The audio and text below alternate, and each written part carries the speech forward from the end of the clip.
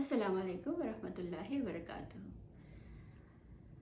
اعوذ باللہ من الشیطان الرجیم، بسم اللہ الرحمن الرحیم، سبحان اللہ وبحمدہ، سبحان اللہ العظیم، رب اشرح لی صدری ویسر لی امری واحلل عقدۃ من لسانی یفقہوا قولی، ربی زدنی علما، آمین ثم آمین۔ چلیے آج کے لیسن کا آغاز کرتے ہیں۔ آج ہم پڑھیں گے سورہ البقرہ آیا نمبر 29 بسم اللہ الرحمن الرحیم۔ هو الذی خلق لکم ما فی الارض جمیعا ثم استوى الى السماء فسواہن سبع سماوات وهو بكل شیء علیم۔ وہ اللہ جس نے تمہارے لیے زمین کی تمام چیزوں کو پیدا کیا، پھر آسمان کی طرف قصد کیا اور ان کو ٹھیک ٹھیک 7 آسمان بنایا، اور وہ ہر چیز کو جانتا ہے۔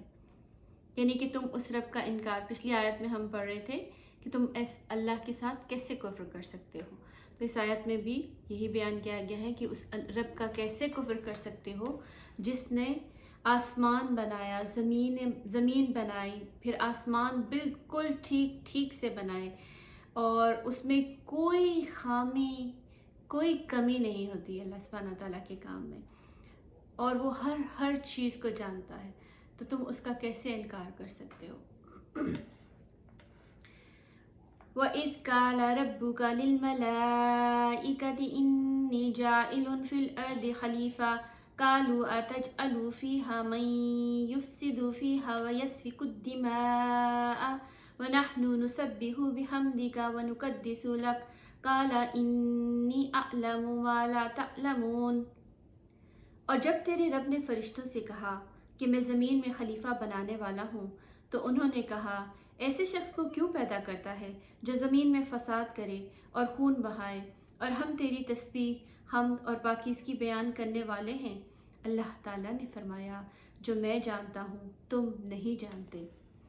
تو اس میں انسان کی تخلیق کا مرحلہ بیان کیا گیا ہے کہ اللہ سبحانہ و تعالیٰ نے کس کو سب سے پہلے تخلیق کیا اور پھر کیا ہوا۔ چونکہ آپ صلی اللہ علیہ وسلم کو غیب کا علم نہیں تھا، اس لیے اللہ سبحانہ و تعالیٰ ان کو قرآن پاک کے ذریعے، وحی کے ذریعے مختلف واقعات کا، مختلف چیزوں کا، مختلف حقائق کا وقتاً فوقتاً آیات میں جس طرح آتا ہے اس طرح بتاتے ہیں۔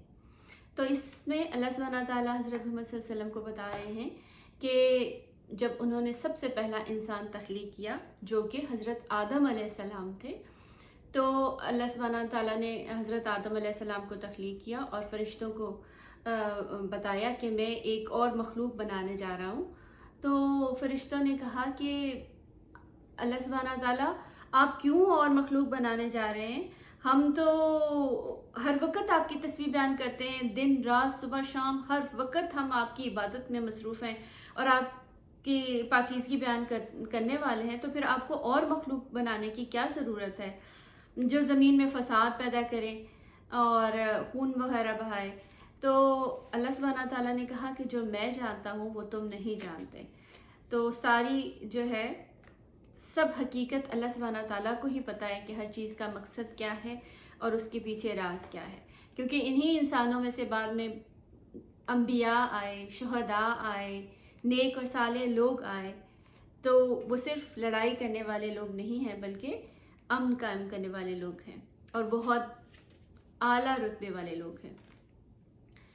وَعَلَّمَ آدَمَ الْأَسْمَاءَ كُلَّهَا ثُمَّ عَرَضَهُمْ عَلَى الْمَلَائِكَةِ فَقَالَ أَنبِئُونِي بِأَسْمَاءِ هَؤُلَاءِ إِن كُنتُمْ صَادِقِينَ۔ اور اللہ تعالیٰ نے آدم کو تمام نام سکھا کر ان چیزوں کو فرشتوں کے سامنے پیش کیا اور فرمایا اگر تم سچے ہو تو ان چیزوں کے نام بتاؤ۔ تو اللہ سبحانہ تعالیٰ نے کیا کیا کہ آدم علیہ السلام کو سب علم دیا، ہر چیز سے پہلے کیا دیا؟ علم۔ کھانے پینے سے پہلے، جنت سے پہلے، زوج سے پہلے اور ہر چیز سے پہلے ان کو کیا نعمت عطا کی؟ علم کی نعمت عطا کی، اور علم کی نعمت کی وجہ سے ان کو فضیلت دی ہر چیز پر، فرشتوں پر اور کل کائنات پر۔ تو اللہ سبحانہ تعالیٰ نے حضرت آدم علیہ السلام کو کچھ چیزوں کے نام بتائے اور پھر فرشتوں سے پوچھا کہ آپ ان چیزوں کے نام بتاؤ. تو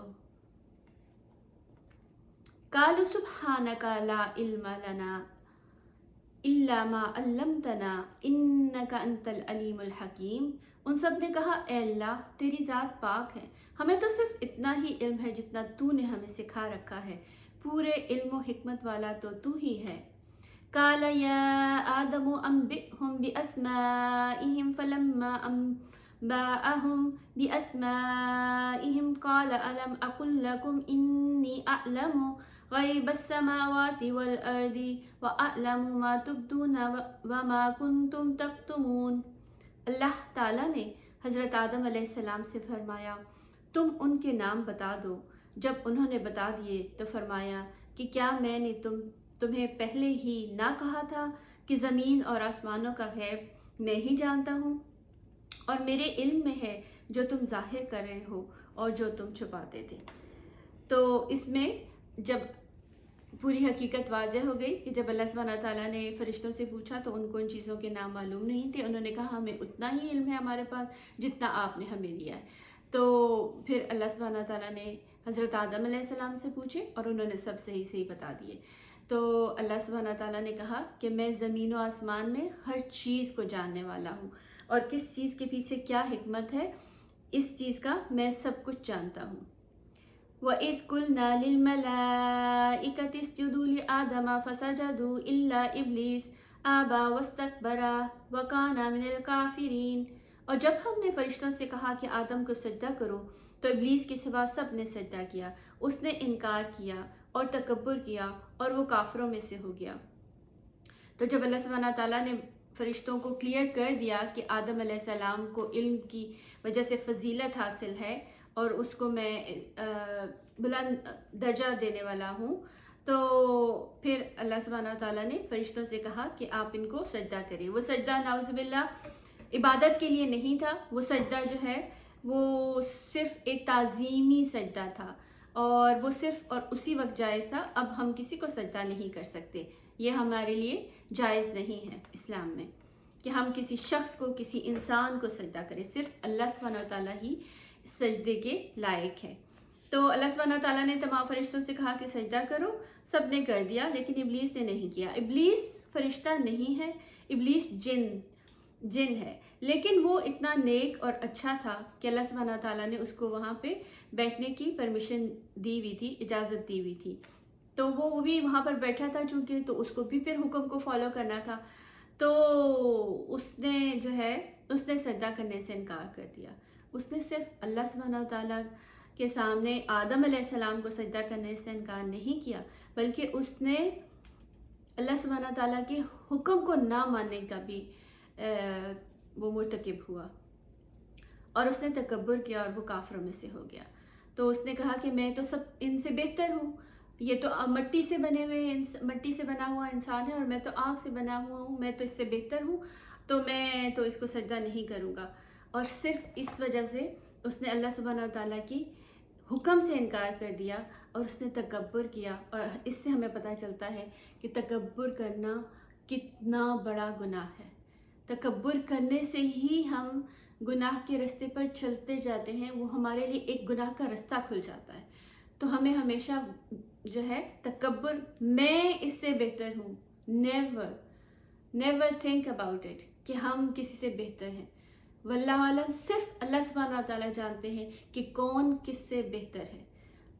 اللہ سبحانہ تعالیٰ نے انسانوں کو جج کرنے کی پرمیشن نہیں دی، اس لیے کہ سب علم اللہ سبحانہ تعالیٰ کے پاس ہے.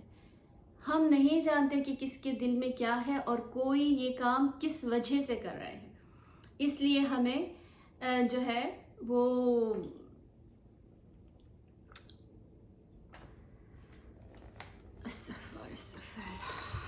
ہمیں کسی کو جج نہیں کرنا چاہیے. وَقُلْنَا يَا آدَمُ اسْكُنْ أَنْتَ وَزَوْجُكَ الْجَنَّةَ وَكُلَا مِنْهَا رَغَدًا حَيْثُ شِئْتُمَا وَلَا تَقْرَبَا هَٰذِهِ الشَّجَرَةَ فَتَكُونَا مِنَ الظَّالِمِينَ. اور ہم نے کہہ دیا کہ اے آدم تم اور تمہاری بیوی جنت میں رہو اور جہاں کہیں سے چاہو بافراغت کھاؤ پیو، لیکن اس درخت کے قریب بھی نہ جانا ورنہ ظالم ہو جاؤ گے۔ تو اس کے بعد اللہ سبحانہ تعالیٰ نے آدم علیہ السلام کو کے ساتھ کے لیے ان کا ایک ساتھی پیدا کیا، ان کی بیوی حوا علیہ السلام، اور ان دونوں کو جنت میں بھیج دیا کہ اب آپ جنت میں جاؤ اور رہو، اور جہاں سے جو مرضی کھاؤ پیو، صرف ایک درخت کے قریب مت جانا ورنہ ظالم ہو جاؤ گے۔ اور ہمیں اس سے کوئی فرق نہیں پڑتا کہ وہ درخت کون سا تھا، ہمارے لیے امپورٹنٹ یہ چیز ہے کہ ہم نے صرف اللہ سبحانہ و تعالیٰ کے حکم کو فالو کرنا ہے، ہم نے صرف اللہ سبحانہ و تعالیٰ کا حکم ماننا ہے، اس سے کوئی فرق نہیں پڑتا۔ میں بچوں کو جیسے اپنے بچوں کو سمجھاتی ہوں تو میں ان کو یہی کہتی ہوں کہ ابھی آپ کو بہت ساری چیزوں کی سمجھ نہیں آئے گی، آپ کہیں گے کہ ہاں یہ کیوں، اس میں کیا فائدہ ہے، لیکن آپ صرف یہ سمجھو کہ یہ رب نے کہا ہے تو ہمارے لیے اچھا ہی ہوگا، تو ہمیں اس کو ماننا ہے، اور جو رب نے کہہ دیا تو بس پھر آنکھیں بند کر کے اس پر عمل کرتے جاؤ، اور تم کبھی خسارہ نہیں اٹھاؤ گے، کیونکہ اللہ سبحانہ تعالیٰ نے اس میں کہا کہ اگر تم نے میری بات نہ مانی تو تم پھر ظلم کرنے والوں میں سے ہو جاؤ گے۔ فَأَزَلَّهُمَا الشَّيْطَانُ عَنْهَا فَأَخْرَجَهُمَا مِمَّا كَانَا فِيهِ وَقُلْنَا اهْبِطُوا بَعْضُكُمْ لِبَعْضٍ عَدُوٌّ وَلَكُمْ فِي الْأَرْضِ مُسْتَقَرٌّ وَمَتَاعٌ إِلَىٰ حِینٍ۔ لیکن شیطان نے ان کو بہکا کر وہاں سے نکلوا ہی دیا، اور ہم نے کہہ دیا کہ اتر جاؤ، تم ایک دوسرے کی دشمن ہو، اور ایک وقت مقرر تک تمہارے لیے زمین میں ٹھہرنا اور فائدہ اٹھانا ہے۔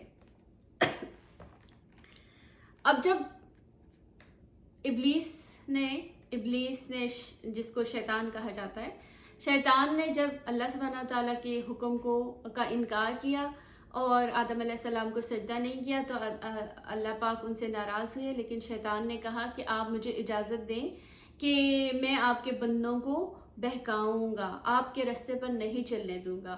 تو اللہ سبحانہ تعالیٰ نے اس کو یہ اجازت دی، اس کو یہ پرمیشن دی کہ ٹھیک ہے تم جو کرنا چاہتے ہو کر لو، لیکن میں بھی تمہیں بتاتا ہوں کہ میرے بندے کبھی تمہاری بات نہیں مانیں گے۔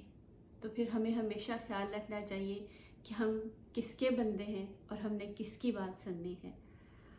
تو اسی طریقے سے لیکن چونکہ اس کو پرمیشن مل چکی تھی اس کام کی، تو اس نے وہیں سے اپنا کام کا آغاز کر دیا۔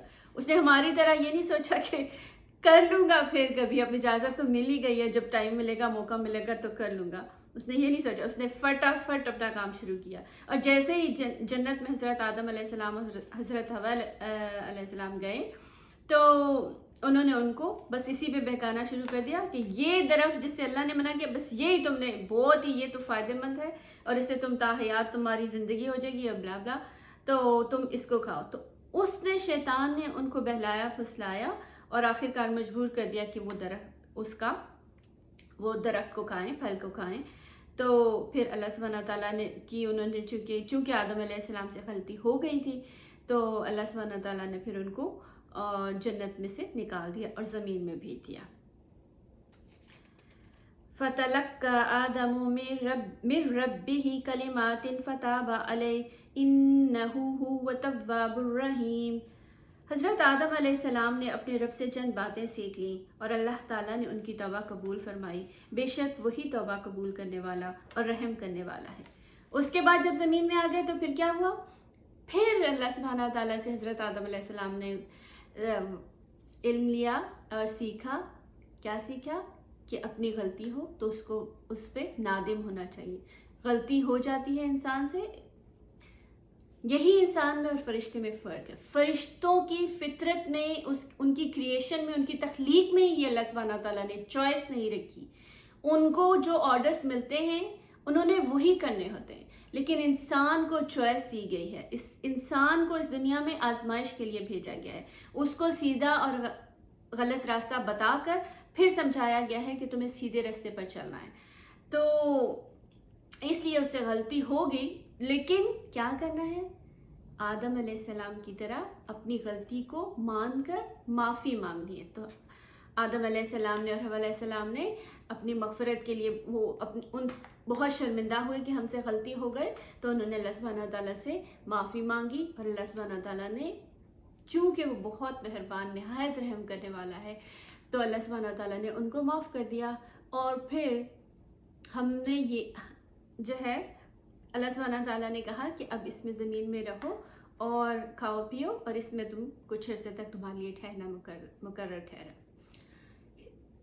اس سے ایک بات یہ بھی پتہ چلتی ہے کہ غلطی شیطان سے بھی ہوئی، اس نے انکار کیا لیکن وہ متکبر ہو گیا، اس نے اپنی غلطی کو نہیں مانا اور اس کے لیے معافی نہیں مانگی. اگر وہ اپنی غلطی کو مان لیتا اور معافی مانگ لیتا تو سب کچھ وہیں پہ ٹھیک ہو جاتا، لیکن اس نے اپنی غلطی نہیں مانی اور وہ متکبر ہوا، اکڑ گیا. اور آدم علیہ السلام نے اپنی غلطی مان کر اللہ سبحانہ تعالیٰ سے معافی مانگی سچے دل سے، اور اللہ سبحانہ تعالیٰ نے ان کو معاف کر دیا اور ان کے لیے سب آسانیاں پیدا کر دی. تو ہمیں بھی ہمیشہ یہی یاد رکھنا چاہیے کہ کوئی بھی غلطی ہو تو اللہ سبحانہ تعالیٰ کو بہت پسند ہے کہ اگر ہم سے کوئی غلطی خطا ہو جائے تو پھر ہم اس پہ شرمندہ ہو کر، جیسے چھوٹا بچہ کوئی غلطی کر بیٹھتا ہے تو ماں کے ساتھ جا کے لپٹ جاتا ہے، کہتے ہیں ماما آئندہ میں یہ نہیں کروں گا. تو بس اللہ سبحانہ تعالیٰ بھی ہم سے یہی چاہتا ہے کہ اگر ہم سے کوئی خطا ہو جائے، کوئی غلطی ہو جائے، تو ہم بھی اس کے پاس بس یوں ہی چلے جائیں سر جھکا کر کہ یا رب العالمین ہم سے غلطی ہو گئی، ہم نادان تھے، ہمیں معاف فرما دے، کیونکہ تو بہت مہربان نہایت رحم کرنے والا ہے، تو سب سے زیادہ معاف فرمانے والا ہے، تو سب سے زیادہ رحمان اور رحیم ہے. تو ہم نے کبھی بھی تکبر نہیں کرنا. انشاءاللہ جب ہم اللہ سبحانہ تعالیٰ کی بات مانیں گے اور شیطان کی بات نہیں مانیں گے تو انشاءاللہ اللہ سبحانہ تعالیٰ اپنی رحمت سے ہمیں کامیاب لوگوں میں شامل کر دے گا، اور یہی ہمارا اس سفر کا مقصد ہے. انشاءاللہ آج کے لیے اتنا ہی کافی ہے. انشاءاللہ پھر ملاقات ہوتی ہے اگلی آیات کے ساتھ. اپنی دعاؤں میں یاد رکھیے گا، اور مجھ سے کوئی غلطی ہوئی ہو تو مجھے معاف فرمائیے گا. السلام علیکم ورحمۃ اللہ وبرکاتہ.